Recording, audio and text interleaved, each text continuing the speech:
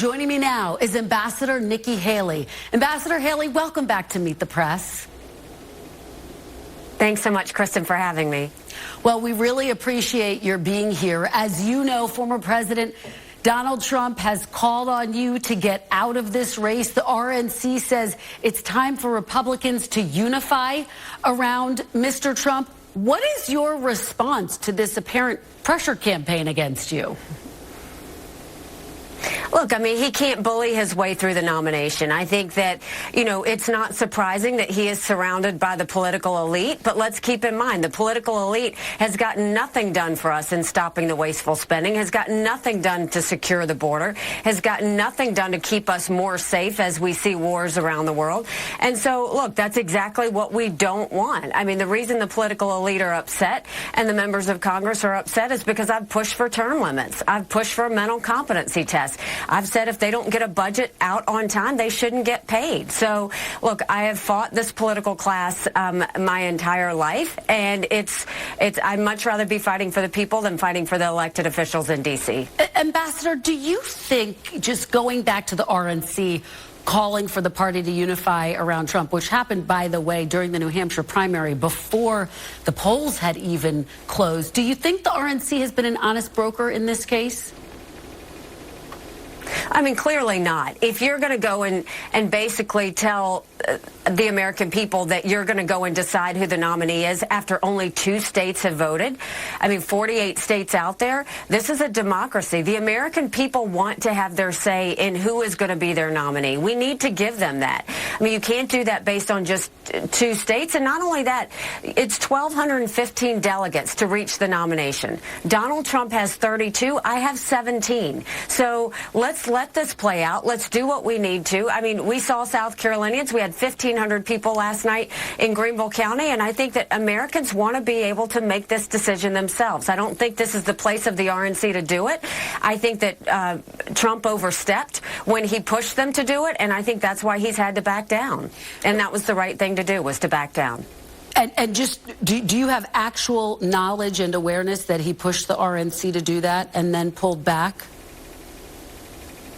I mean, we know exactly the people that pushed it are his people. And I know that during the debates, I mean, he was pushing Ronna McDaniel to stop the debates. He was calling her every other day. He's been pushing them to pay for his lawsuits and all of these other things. But at the end of the day, this is not about the RNC. This is about the American people. This is not about a political party deciding who they want to be the nominee.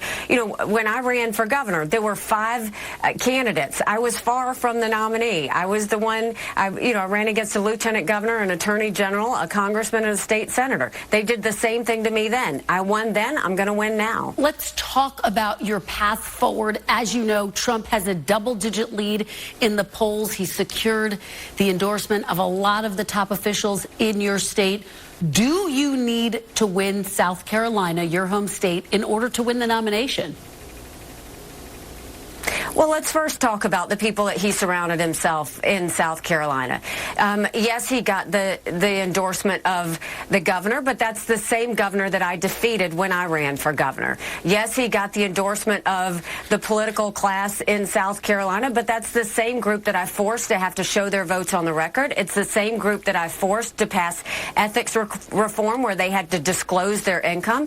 It's the same group where I vetoed $500 million of pet projects that I didn't think taxpayer dollars should go to. So there's no surprise there that the political elite are surrounding him there. Trump has become an insider. That's what it comes down to, is he's more interested in satisfying the elected class than he is in satisfying the people. When it comes to South Carolina, look, we wanted to be strong, and I think we started with 2% in Iowa. We ended up with 20%. We got to New Hampshire. We needed to do better than that. And we did. We got 43% of the vote. Now we're going into South Carolina. We need to be stronger than what we did in New Hampshire. And so that's certainly what we need to do. But it's not just that we need to be stronger, Kristen. Trump needs to be stronger. He's not getting the independent vote. He's not getting a segment of the Republicans. And so he's got some work to do as well. Let me just make sure we get an answer, though, Ambassador Haley, because this is your home state. You were governor in the state of South Carolina. Do you need to win your home state in order to stay in this race? Is it do or die? I think I need to do better than I did in New Hampshire. So this is a building situation. But it's not about which state you get and which state you don't. Do you need to actually, I hear you saying you need to do better, but don't you need to win your home state to show that you can win a state, win your home state, and really put some delegates on the map for yourself? Well, we've got 17 delegates. He's got 32. I'd say that's pretty good to start. What I do think I need to do is I need to show that I'm building momentum. I need to show that I'm stronger in South Carolina than New Hampshire. Does that have to be a win? I don't think that necessarily has to be a win, but it certainly has to be better than what I did in New Hampshire, and it certainly has to be close. And so that's what we're focusing on. If we win, great. If not, we've got to show that we're continuing to narrow that margin along the way. So I hear to give people in Super Tuesday states a reason to know that they can continue to see and have us fight on. So I hear you saying you are in this regardless of the results in South Carolina through Super Tuesday. It sounds like here's how the Wall Street Journal editorial board is thinking about your campaign. They write, if she can remain competitive, there's an argument for Ms. Haley to stay in the race through the July convention. Mr. Trump faces a treacherous legal road, and one of the cases against him could go to trial. If he's convicted of a felony, 42% of voters in New Hampshire and nearly a third of Iowa's GOP caucus goers said Mr. Trump would be unfit for the presidency. Are you staying in this race in case Donald Trump is convicted of a crime, Ambassador? I've never stayed in this race because of court cases. Really, I don't know what all the court cases are. I haven't paid attention to what he's won, what he's lost, what he's fighting for, any of that. What I know is, the first one came down, and he spent a lot of time ranting about how he lost that court case. But the reality is, every time he's talking about defending himself in court, he's not talking about getting our economy back on track. He's not talking about closing the border. He's not talking about how we're going to get our kids reading again and getting us focused again. He's not talking about law and order. That's the problem, is he's not talking about what the American people want. Kristen, look at what happened just in the 48 hours after the election.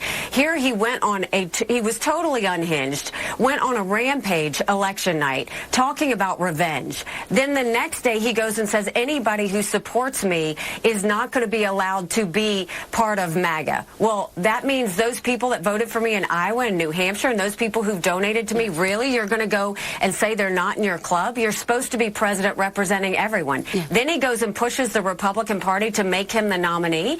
I mean, look, he's insecure. He's threatened. He sees what's happening, and he knows these court cases are going to take him further and further away from the campaign trail. And that's what he's worried about. And you bring up the court cases. I want to get to them, but just yes or no. Are you in this race through the convention beyond Super Tuesday? Yes or no? As long as I keep growing per state, I am in this race. I have every intention of going to Super Tuesday. Through Super Tuesday, we're going to keep on going and see where this gets us. That's what we know we're going to do right now. I take it one state at a time. I don't think too far ahead. Let's talk about... But I'm not going anywhere. All right, let's talk about the court cases. On Friday, a jury ordered Donald Trump to pay writer E. Jean Carroll $83 million in damages for defamation. As you know, this was a year after a different jury found him liable for sexual abuse. You have said, and you repeated here, maybe it's fair, maybe it's not. But let me just ask you on the substance of the jury's ruling, should that be disqualifying to be president? I think the American people decide who should be disqualifying. I've always thought it's the same thing with the RNC picking the nominee. We don't need to take over anything that the American people have the right to do. I think that I've always said I think Donald Trump has the right to be on the ballot. I've always said I trust the American people. They know how to make good decisions. And so I think that they're going to see this for what it is. They see that he's completely distracted. They see that he's going on these rants about how he's the victim. And I think that's exactly what we don't need a strong leader to be. And so, these court cases are going to keep happening one by one. We're going to keep seeing him in a courtroom, and we're going to see him come out and do a press conference. That's not what you want a president to be. But more than that, that's not what we want Russia to see. That's not what we want China to see. And that's not what we want Iran to see. And what is unique about this case is that the jury has now ruled. They have found him liable of sexual abuse. Do you not trust the jury and their findings, Ambassador? I absolutely trust the jury, and I think that they made their decision based on the evidence. I just don't think that should take him off the ballot. I think the American people will take him off the ballot. I think that's the best way to go forward, is not let him play the victim, let him play the loser. That's what we want him to do at the end of the day. Just to be clear, do you think it's disqualifying, Ambassador? I don't think he should be taken off the ballot. I think the American people will decide if he's disqualifying or not. We don't do that, Kristen, in America. Anybody that wants to run can run. And I think that's really important. We have seen a lot of people try and infringe on our freedoms and our democracy. We can never let that happen. I don't want a political party deciding who's right and wrong. I don't want, any judges to decide who deserves to be on the ballot and who doesn't. I want the American people to decide it. That's what the heartbeat of America is, our democracy. Let's let the American people decide who they want to lead this country. Ambassador, just one more time before we move on, and we are going to move on to another topic, but you have said his advanced age makes him unfit. You have just now called him unhinged. Why give him a pass on this issue where a jury has found him liable for sexual abuse?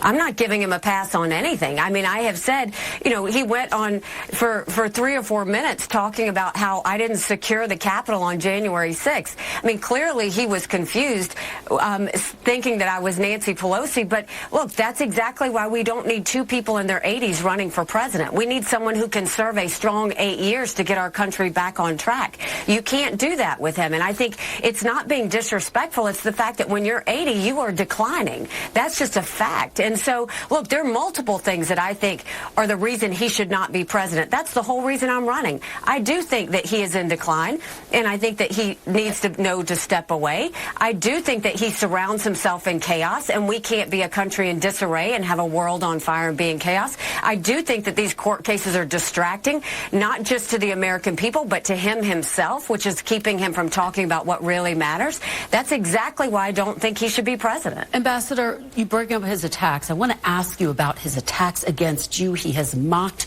your birth name. He has suggested you're not eligible to be president because your parents weren't born here. Of course, you are eligible. You were born here. But I'm curious, just big picture, what do you make of him bringing back this birther playbook against you? Do you think it will work in South Carolina and win over voters there? I mean, honestly, Kristen, I laugh every time I see one of his tweets, every time I see him throw a temper tantrum, because I know Donald Trump very well. When he feels insecure, he starts to rail, he starts to rant, he starts to flail his arms, and he starts to get upset. When he feels threatened, he starts to throw all kinds of things out there. I would always tell him he was his own worst enemy. He's proving that right now. He proved it in the fact that he continues to be chaotic. Those things don't hurt my feelings. This is not personal for me. What is personal for me is getting America back on track. Would you go so far as to call those attacks racist, Ambassador? I think that's for everybody else to decide. I think that they, the fact that he continues to go down these paths of saying things, is this who we want as a president? Is this who we want our kids to see? I don't think so. And look, he's just going to become more unhinged, Kristen. Hold on. It's going to get worse, because that's what he does when he feels like he's not in control. All right, Ambassador Haley, let's pause our conversation here for just a moment. When we come back, Republicans are backing away from a border policy deal that would unlock funding for Ukraine and Israel. Is it all just campaign politics? We continue our conversation right after this quick break. Welcome back. Ambassador Nikki Haley is still with us. Ambassador, thank you for staying with us. I do want to ask you about this border deal. There have been talks for weeks now, a group of senators working on this deal. They seem to be close to the finish line, but now Donald Trump is trying to torpedo any deal. He wrote this weekend, quote, "A bad border deal is far worse than no border deal." What is your message right now to Republicans on Capitol Hill? Should they get this deal done? My message to Republicans is do not leave D.C. until you finish the job. We have waited for so long for Congress to do something about the border. First, Joe Biden should be securing the border. This is a national security threat. The idea that he is actually suing Governor Abbott for trying to protect the people of Texas is wrong. America's acting like it's September 10th, and we better remember what September 12th felt like, because it only takes one person to cause a 9/11 moment. The second thing is Republicans and Democrats need to get into a room. They don't need to leave until they figure this out, because the American people are not safe at this point. And Donald Trump, the last thing he needs to do is tell them to wait to pass a border deal until the election. We can't wait one more day, but they do need to get this right. I don't know exactly the details in the bill, but one of the things I saw is that they didn't have the Remain in Mexico policy. You have to have the Remain in Mexico policy, because people don't even need to step foot on U.S. soil. That's the first place we need to start. Ambassador Haley, the Biden administration has said they're taking action against Governor Abbott because they see some of his policies as inhumane. But let me ask you, big picture. We heard President Biden say he's prepared to shut down the border if this deal passes. If you were president, if you were in the White House right now, and I know that you are saying Republicans should get a deal, but you're also saying you don't see everything in it you want, would you sign this bill? Would you sign this into law? Well, I haven't seen the details of the bill, so I can't comment on whether I would sign it. What I can tell you is I've seen things that are not in it that should be in it. And let's keep in mind, I appreciate that President Biden is saying he wants to be humane in this process. But look, I dealt with the border when I was in the United Nations. While President Trump was dealing with it in D.C., I was on the ground in Honduras and Guatemala. What those people go through in that trek to America is horrific, and it's dangerous, and it's unsafe. We need to make sure they never even think there's an opening for them. They shouldn't even make that trek in the first place. And what's happened is they see all their family members coming over. They see all their friends coming over. President Biden gave 500,000 Venezuelans temporary protective status, which is social security numbers and driver's licenses. The first thing they do, I saw this at the UN, they pick up the phone and call their relatives and say, come on over. We need to stop what's happening. But Ambassador, when you need to get this done. When you hear President Biden say he's prepared to shut down the border, what say you about that? You agree with that assessment? I say to President Biden, prove it. Get into a room and get this done and prove it, because the American people are waiting. I put this on Republicans and Democrats. I'm not picking favorites in this. I'm telling you, they have all not done a good job from the very beginning, and it is time that we get this country safe again. Let's talk about what's happening in the Middle East. There are reports the U.S. is getting closer to negotiating a deal that would effectively mean Israel would suspend its military operations in Gaza for about 2 months in exchange for a release of the remaining hostages. The CIA director is in Paris negotiating these talks right now.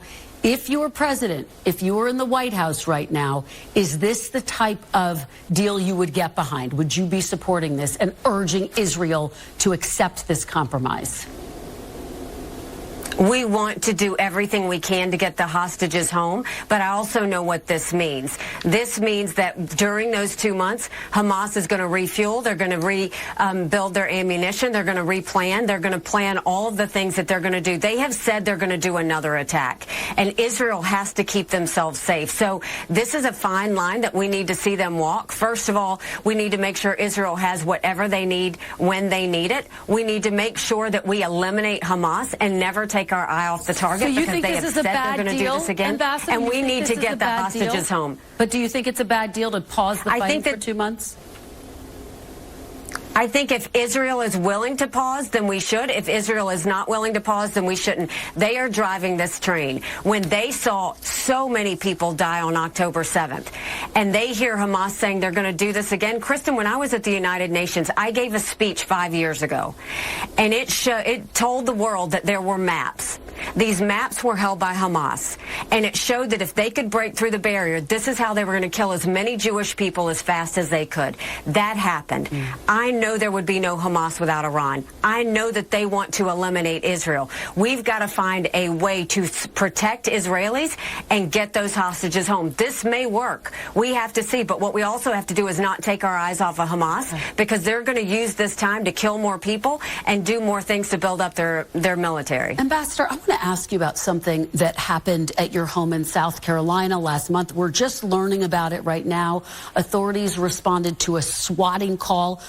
Just for our audience, that's when a fake emergency call is called in, creating the possibility of a really dangerous situation. You were not home at the time, but what was your reaction? What are the implications of this happening, Ambassador?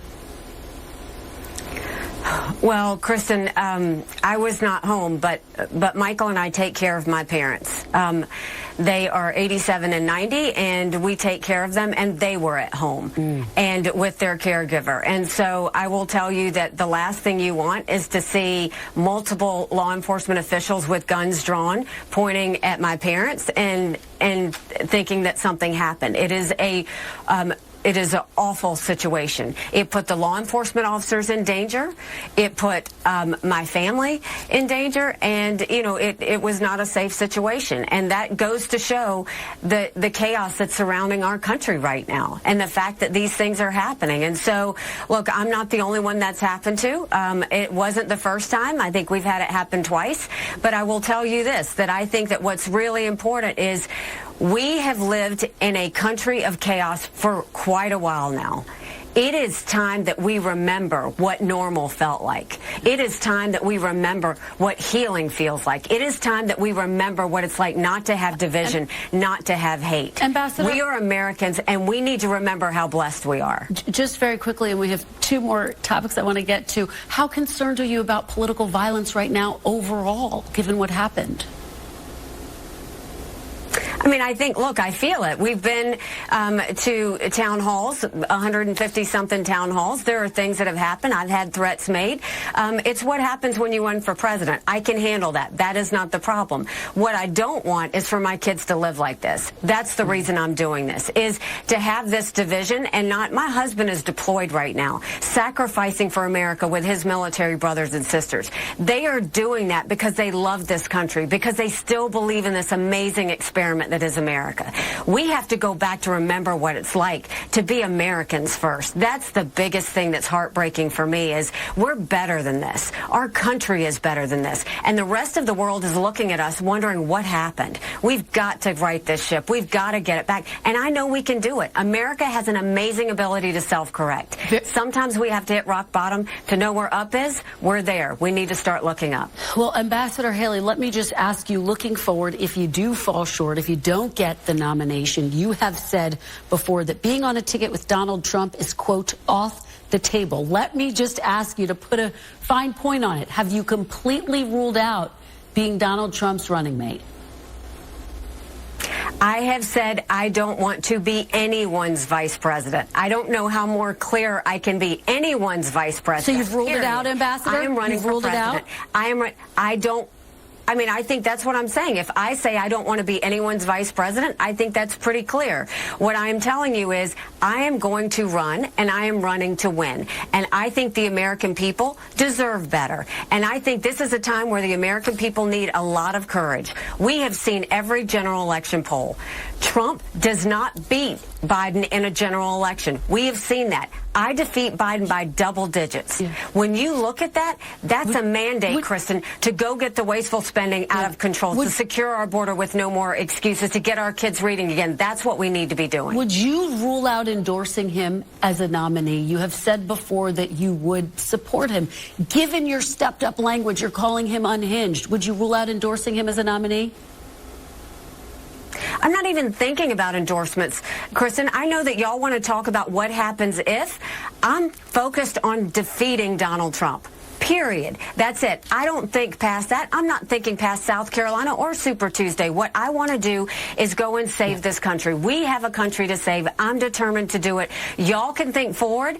I'm focused on the sweet people of South Carolina and making sure that we get them their voices heard. And we're going to work this state as hard and as fast as we ever have. All right. Ambassador Nikki Haley, thank you so much. Good luck out on the campaign trail. Stay safe. We really appreciate your joining us. When we